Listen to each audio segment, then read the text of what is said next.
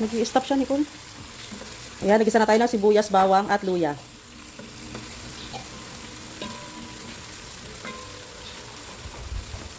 Wala pala tayong paminta.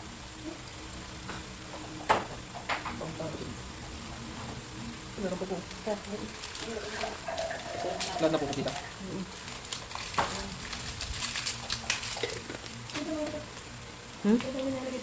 Kaya nga. Kaunti lang yung ating paminta. Ayan, at dahil maaroma na, ilagay na natin ang ating chicken. Hinumay ito guys ha. Isasama ko yung buto kasi pampalasa din yan. Ay, ang bango. Ang bango. Amoy na amoy na kaagad yung lugaw. Pagka may paminta talaga.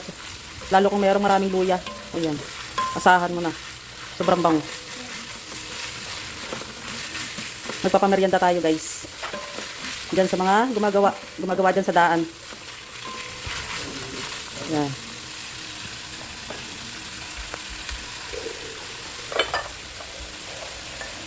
Binabad ko na tong ating malagkit.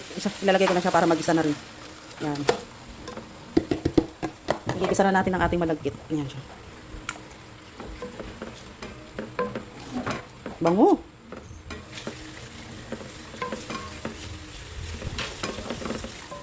Kalahating oras ko rin nababad yung ating malagkit para mabilis siyang maluto. Yan siya guys. Yan guys, maglalagay na tayo ng tubig. Yan. Anak, lagyan mo pa ito, anak. Daming manok.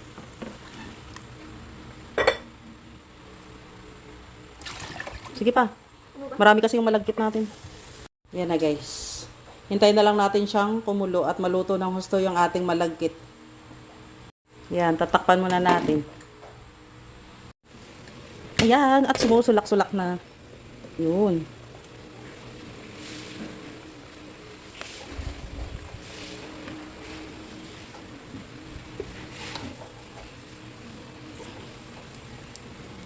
Guys, patis yung ating ilalagay dito ha, pampaalat. Patis, yan. Para mas malasa siya. Yan.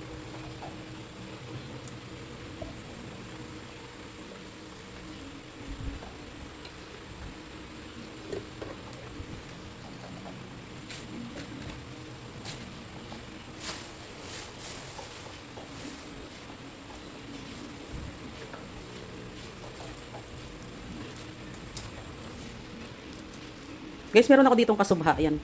Para gumanda yung kulay ng ating lugaw, yan. Yung ating goto, lagyan natin ang kasubha. Kasubha.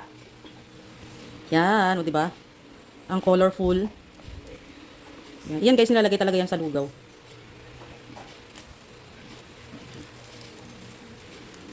Diba? Pampaganda ng kulay. Ng ano? Ang ganda ng kulay niya. Kanina kasi malungkot ang kulay, o diba? Nung nilagyan natin ng kasubha, kumulay siya. Sumaya yung kulay niya, o.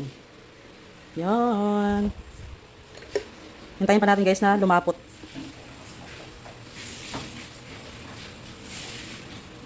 Maglagay tayo dito guys ng onion ring.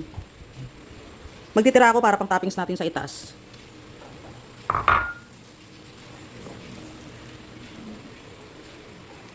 Yan siya guys.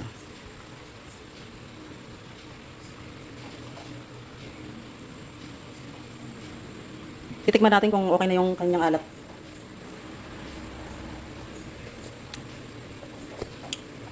Medyo matabang lang siya guys. Lalagyan pa natin ng patis. Lalagyan pa natin ng patis. Dahil matabang pa. Tansya lang kasi yung lalagay kong patis eh. Tansyado lang. Yan. Wala talaga akong sukatan. Meron ako dito kaya lang hindi ko siya ginagamit. Yan.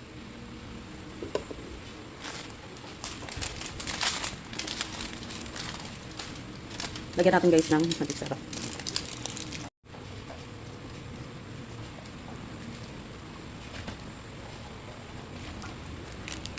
Guys, naglagay ako dito ng konting magic sarap. Tsaka nag-add pa ako ng konting patis dahil matabang pa siya. Yan, o diba? Mahangin naman ngayon, hindi naman masyadong mainit yung panahon, malamig nga eh. Yan, kaya pwede na ito lugaw. Aros kaldo. Yun, tawag ka pala dito aros kaldo. Pagka egg kaldo. Pagka goto, yun yung tawag dito yung tuwalya ng baka. Ito yung tawag dito aros kaldo dito sa niluluto natin. Aros kaldo. Yun. Dahil chicken to, aros kaldo yung tawag. Kapag ka naman mga atwalya ng baka, yun yung tinatawag na goto. Kapag ka egg kaldo, di ba? Talaga naman may mga pangalan pa talaga ng mga lugaw. Yan siya guys. Di ba? Gumanda yung kulay ng ating lugaw nung nilagyan natin ng kasubha. Yan guys, luto na ang ating arroz caldo. Yan guys, luto na. Okay na to, Nicole, kumain ka na. O, luto na. Yan guys, luto na ang ating arroz caldo. Ready na, magpapakain na tayo guys sa mga gumagawa dyan sa labas. Yung mga gumagawa dyan sa daan. Yan. Papakain tayo. Yan, di ba? Sarap. So yun guys, na-prepare na namin yan. At ibibigay na namin sa mga gumagawa dyan sa labas. Yan. 12 lang naman sila eh.